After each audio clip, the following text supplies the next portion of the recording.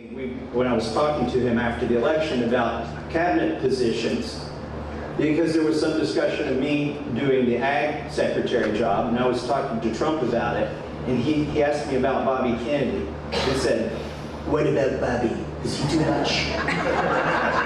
Is he too much for HHS?" And they said, "What do you mean, is he too much?" He said, "Don't you think we need some vaccines?" And I said, "Well, I don't think he wants to ban all the vaccines." And by the way, you could put the wildest horse you could find at the top of any of these agencies. And in 4 years, they're only going to change it maybe 1 or 3%. The bureaucrats are so entrenched. And he said, "Do you know Bobby?" And I said, "Yes." He said, "Are you friends with Bobby?" And I said, "Yes." He said, "Call him up. Tell him to get ready." So I got off the phone with Trump. I told Bobby Kennedy, I called him up immediately, and I said, "Number one, I got good news and bad news." He said, "Well, what's the good news or the bad news?" And I said, "Well, Trump thinks you want to ban all the vaccines." He goes, "I never said that."